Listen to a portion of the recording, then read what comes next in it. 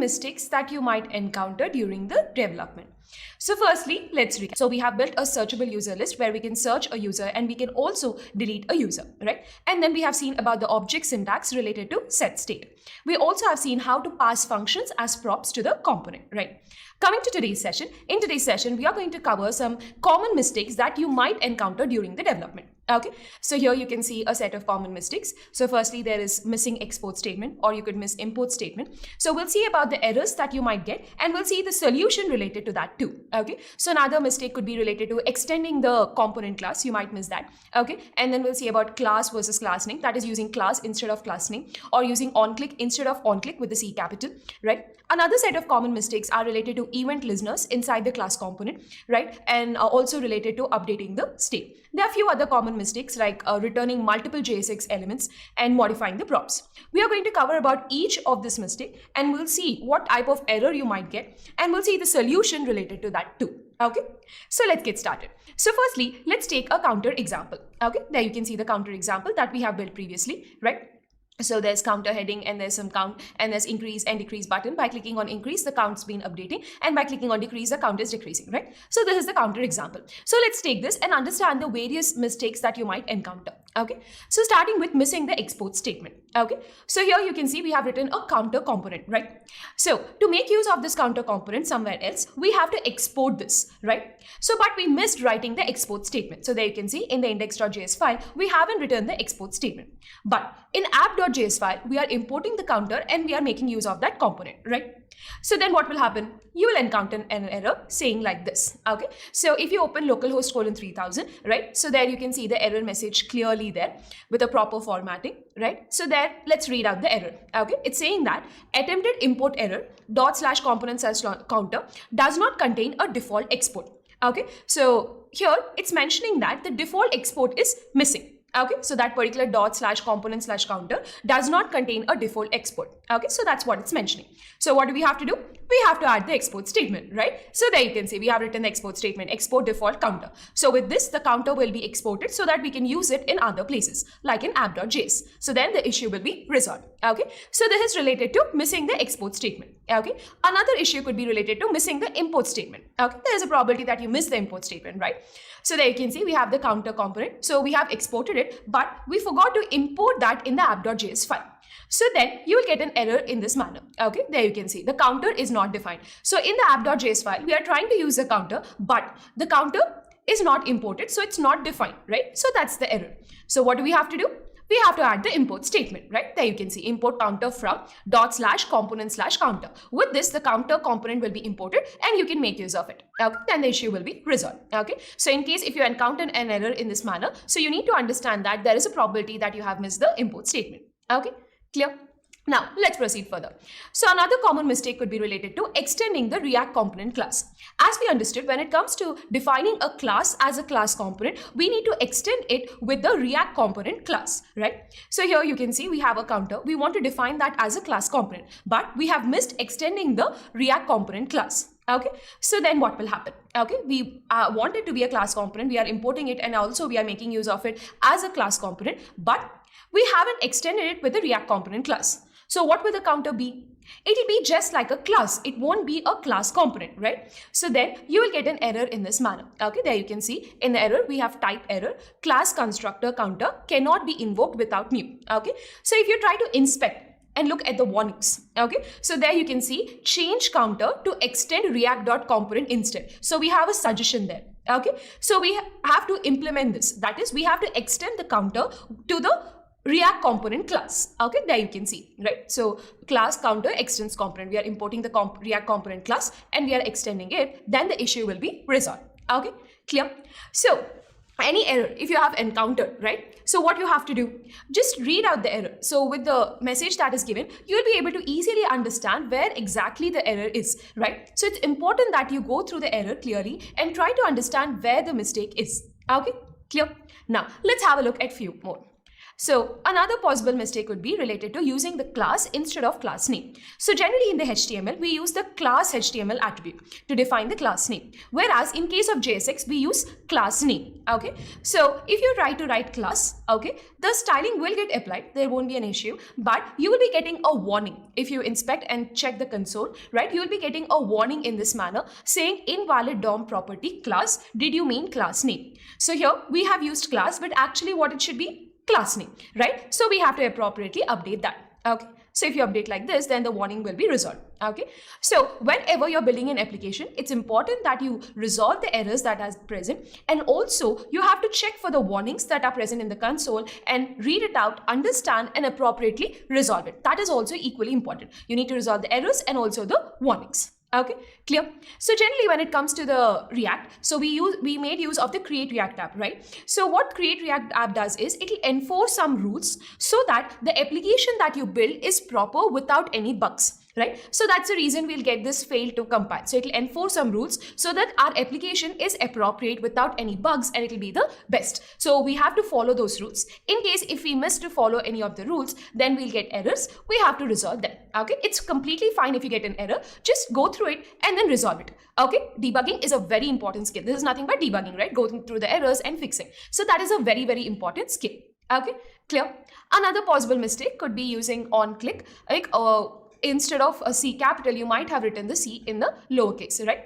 So in that scenario, there you can see we have written on click with the C in lowercase, okay, with the first C in lowercase, right? So then what will happen is that in the inspect, when you do the inspect element in the console, you will get a warning in this manner, okay, saying that invalid event handler property on click. Did you mean on with click with the C capital, okay? So you have to appropriately update that. Even if you try to click the button, the counter will not be updated. So the reason is the one that we have provided, the event that we have provided, the property is not appropriate. Okay. So in case anytime you have added an event listener, but that is not appropriately invoking the functionality, then you have to check whether the property that you have specified is appropriate or not. So here in this case, so we have written with the C small. So that is the reason even when we are clicking the button, the counter is not being updated. Okay, just add some console log statements and see whether the event handler is being called, right? All these checks you can make. Okay, clear? So here in our case, the solution is we have to write on click with the C capital. Then appropriately, even when we click the button, so the counter will be updated and the warning in the console will also get resolved. Okay, clear? So far we have covered a set of common mistakes that we might encounter, right? So missing the export statement or import statement, missing extending the React component class, or using class instead of class name, on click instead of on click with the C capital. These are few common mistakes. So we understood how to resolve these issues, what is the error that we might encounter and how to resolve it, right? Okay, now let's go through another set of common mistakes. Okay, so there you can see there are a few common mistakes related to event listeners inside the class component, and then also related to updating the state. Let's have a look at each of these. Okay, so starting with event listeners inside the class component. So the first thing is when it comes to writing an event listener, right? So here what we have done is for the on increment, we have made use of function definition syntax. So for the on increment, so we have written in a function definition syntax, right? There you can see. Okay, previously we have written an arrow function. Now we have written it using function definition syntax. So in this scenario, okay, you might get an error in this manner saying cannot read property state of undefined. So let's understand why is this. Okay, so if you go through the error, clearly below that there is code. Okay, it's referring to the line where this error has encountered, right? So there you can see we have written constant count equal to this dot state. So the error is referring to that particular line of code. Okay, and also if you go through the line, cannot read property state of undefined, right? So this is the error. Now let's understand this error. Okay, so here it's referring to the line that this dot state, right? Okay, so basically here we have written the event listener using a function definition syntax, right? So previously in intermediate.js, we have learned that, so when we write in a function definition syntax, right? So inside that, this variable value will be undefined because the function definition will be in the browser context, right? So when you define a function using the function definition syntax, so it will run in the browser context, right? So then in this variable, the value will be undefined, right? So what we are trying to do in that line of code, undefined dot state. So we are trying to access state of undefined. So that is the reason we are getting the error as cannot read property state of undefined, because in this variable we have the value as undefined. So undefined dot state, a property of undefined, that's what we are trying to access. So that's the reason we got this error, right? So because here we are writing the event listener as a function definition syntax, right? So what do we have to do? What's the solution? So the event listener should be written using the arrow function. So the reason is, in the arrow function, this variable will refer to the context in which the arrow function is defined, right? So the context is the class, right? So in this variable, we'll have the instance of the class, right? So we'll have that class instance. So then when we try to access this dot state, appropriately, we'll be able to access the state object, right? So that is the reason we have to write the event listeners as arrow functions. Okay, we have to always define the event listeners using the arrow function syntax. Okay, so you understood the scenario here, right? In case of the arrow functions, it will take the class context, whereas in case of the function definition syntax, it will take the browser's context, right? So in our scenario, we wanted to take the class context. So event listeners should be written in the exactly arrow function syntax, right? Clear? So you understood this, right? Okay, so now we have to update this on increment as an arrow function, and then appropriately the issue will be resolved. Okay, clear? Now we understood this scenario also, right? Now let's proceed further. So another common mistake could be related to attaching the event listeners without the this variable. Okay, so let's see. So here for the increase button, we want to add an event listener, right? So that is on increment, and we have specified it within the curly braces, right? But if you write it in this manner without this variable, you will encounter an error in this manner saying on increment is not defined. Actually, we have written the on increment within the class, and we have written on increment here. We have specified it as an event listener. But the error that we got is on increment is not defined. So the reason here is the on increment is present within the class, right? So it's a class method. So to access that, to specify that, we have to use this variable, right? So that's the reason we have to write this dot on increment, right? Then appropriately, we'll be able to refer to the exact method and the issue will be resolved. Okay, clear? So here this event listener is present within the class. So that's the reason we have to make use of this variable, and we have to specify the event listener. So we have to write this dot on increment. Okay. Clear? You need not memorize all of these errors and the corresponding solutions. Whenever you encounter an error, you can just come back, refer to the cheat sheet and the corresponding session and see the solution. Okay. Now let's proceed further to updating the state. Now let's say we have a count in the state variable and we want to update the count, right? So here you can see we have written this dot state dot count equal to this dot state dot count plus 1. Okay, what we are doing, we are directly modifying the state, right? So if you try to modify the state directly in this manner, then the render function will not be called. Okay, so even when you update the count in the state variable, the UI will not get updated. Okay, so even when we are clicking the button there, you can see the UI is not being updated, right? Because the state object is updated directly. What we have to do to update the state, we have to make use of the set state method. So whenever you want to update the state, you have to make use of the set state method to update the state. Okay, you shouldn't modify the state directly. So there you can see, instead of writing this dot state dot count equal to so and so, we have written this dot set state of. We have made use of the set state method, to which we are appropriately returning the state object that needs to be updated. And then properly you can see the UI has been updated, right? Because when we make use of the set state method, only then the render method will get called. Okay, appropriately the UI will be updated. Okay, clear? So you shouldn't modify the state directly. Okay, so the reason could be a small change in the state object also, even when there's a small change. So here you can see in the state object we have person. So in that we want to update the age, right? So even when we have small changes in this manner, any change, small, big, entire object or a particular value, whatever it may be, right? So you need to make use of the set state method. So there you can see on the left side we have written person.age equal to 29, right? So you shouldn't update in this manner. Okay, you always have to make use of the set state method and update the object. Okay, clear? So here there you can see we have got the person from the state object.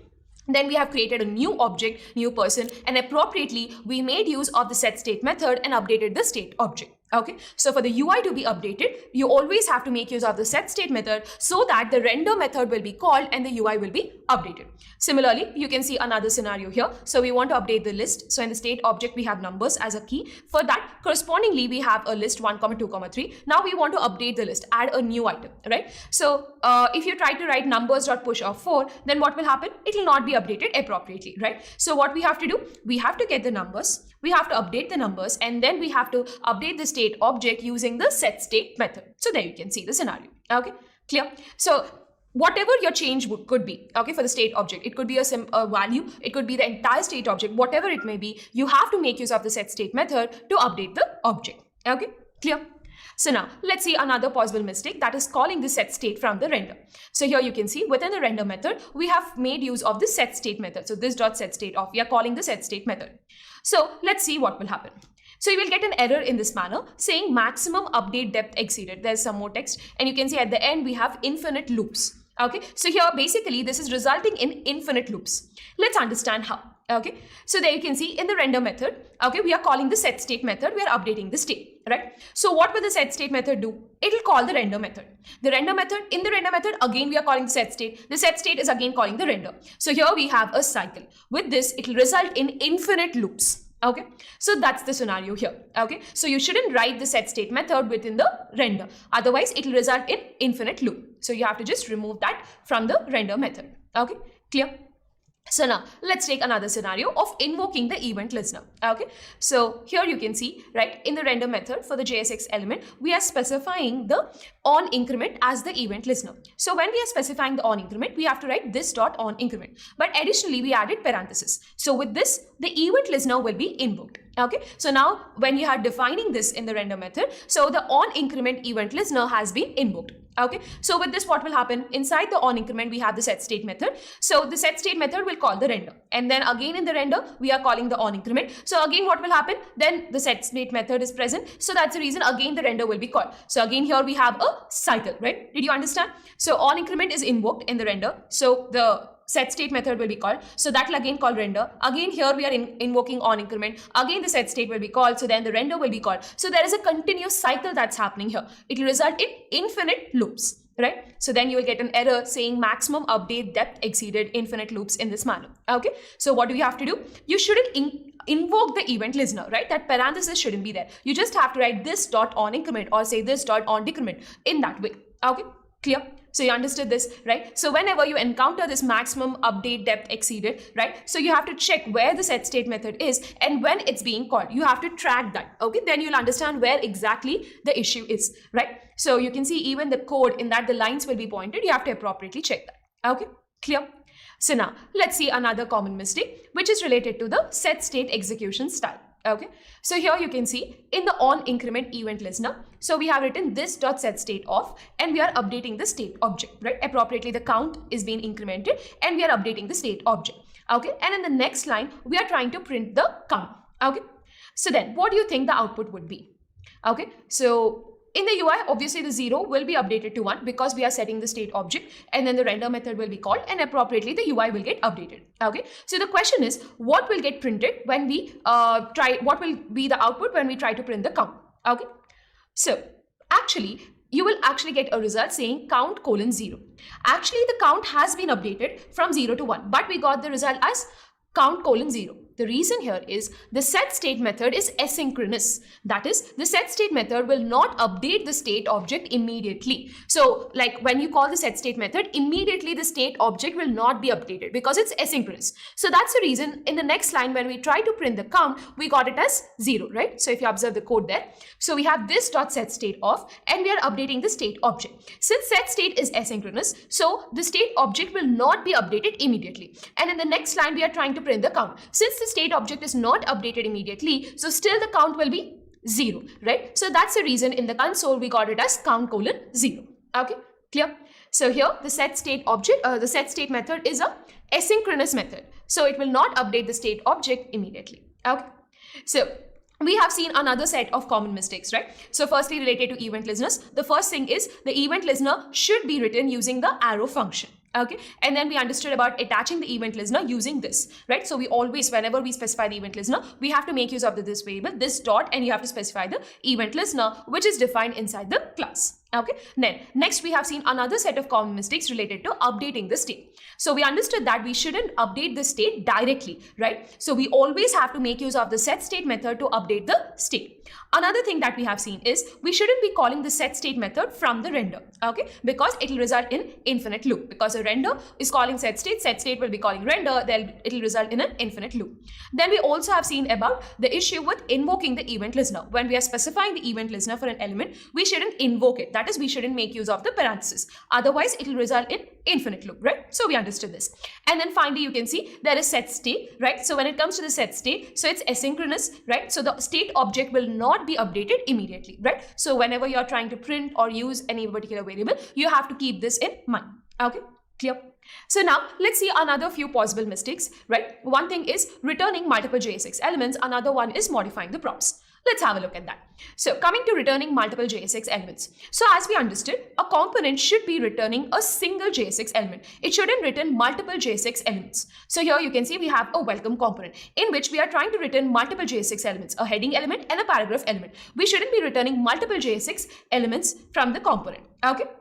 So there you can see, right? So then we will actually get an error in this manner, okay, saying there you can see we have highlighted a part, adjacent JSX elements must be wrapped in an enclosing tag, okay. Finally, we must be returning a single JSX element. We shouldn't be returning multiple JSX elements in this manner. So then you will get an error in this way. So what do you have to do? You have to enclose them in a JSX element. Okay, so there you can see we added div. So now within the div, we have the multiple JSX elements. So we are returning a single JSX element. So then we won't have an issue. Okay, clear? So then the issue will be resolved. So with this, you can see the output. There is no more error, and appropriately we can see the result. So if you try to inspect and view the code, so there you can see we have a div, and within the div, there is h1, there is p. Okay, clear? So now, but let's say we have a scenario where we have to return multiple JSX elements. We don't want to enclose it within some div element or something, right? So by enclosing it using a div or something like that, so it will add some extra nodes to the DOM, right? So let's say we want to avoid that scenario. So for that, we can make use of fragment. So this fragment will group a list of children without adding an extra node to the DOM. So when we are writing div, and within that when we are writing h1 and p, so the div is actually an extra node to the DOM, right?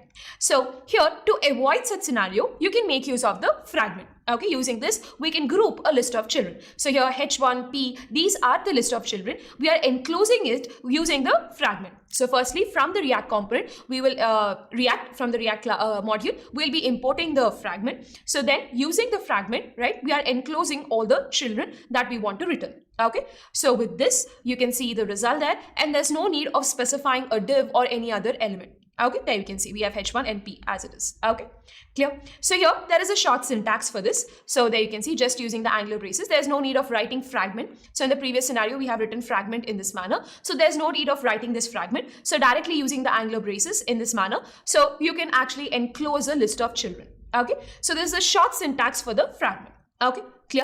So we understood that when we have to return multiple JSX elements, okay, in such scenario, we can make use of fragment and enclose all the multiple elements within that fragment. So one way is directly making use of fragment, importing it from the React module and then using it. There is a short syntax where we just specify the angular braces and that would be sufficient. Okay, clear?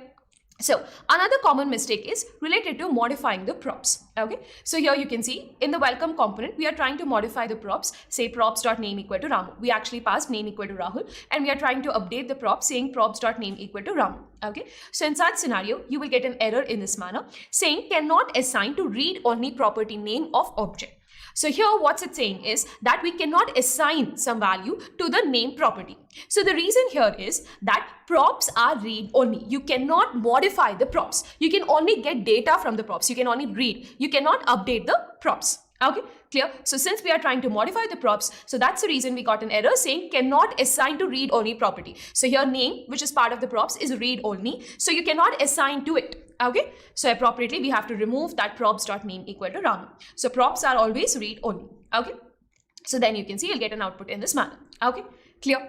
So, in today's session, we have covered a list of common mistakes that you might encounter during the development, right? So, you need not memorize all of these, right? So, these are just for your reference. So, in case if you encounter any of these errors, you can just come back here, look to the session, and then appropriately